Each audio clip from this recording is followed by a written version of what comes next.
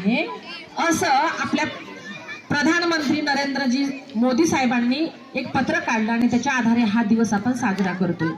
26 डिसेंबर या दिवशी 26 डिसेंबर 1702 साली एक लढाई झाली होती आणि या लढाईमध्ये गुरु गोविंद सिंग हे आपले खूप म्हणजे तुम्ही म्हणतात की देशासाठी काम करणारे एक राष्ट्रपुरुष म्हणून आपण त्यांना ओळखतो।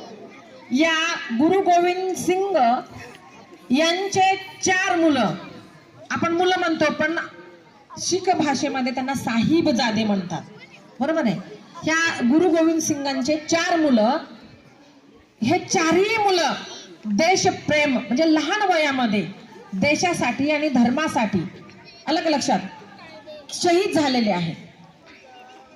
कधी 26 डिसेंबर 1702 साली जी लढाई झाली होती त्याच्यामध्ये 2 मुलं शहीद झाले। त्याचं पहिल्याचं नाव आहे जुझार सिंह आणि अजित सिंह। शिवाजी महाराज पाहिले, आपण राणी लक्ष्मीबाई पाहिली।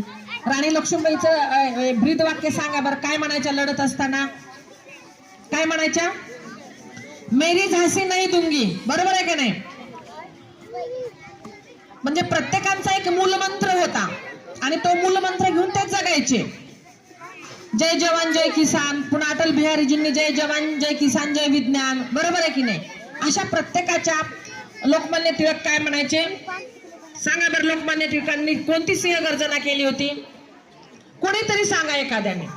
लोकमान्य टिळकांची सिंहगर्जना कोणती होती? कुणालाच माहित नाही? बघा बरं, करेंगे या मरेंगे कोण दिलेला होता नारा? लोकमान्य टिळकांनी।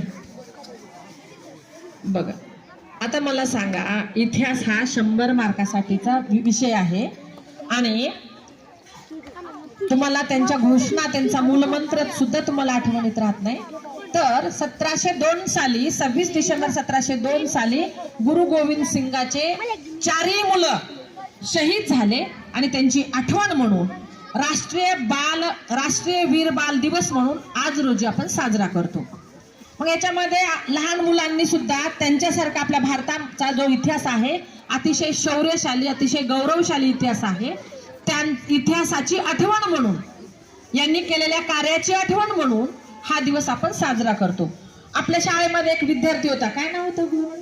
सिद्धार्थ पाटील। तुम्हाला माहिती आहे सिद्धार्थ पाटील? अभ्यासात तेवढा नव्हता मुलांना, पण तो आजही आम्हाला स्मरणात आहे। कशासाठी? की आपल्या वरून आनंदनगरहून येताना एक नदी कालवा जातो की नाही, ओढा जातो की नाही, त्या ओढ्याला खूप सारा पूर आला होता आणि त्या पुरामध्ये जाऊन मुलांना पुराच्या बाहेर काढण्याचं काम आपल्या ह्या सिद्धार्थ पाटीलनं केलं होतं। आपण त्यावेळेस त्याला गौरवलं होतं।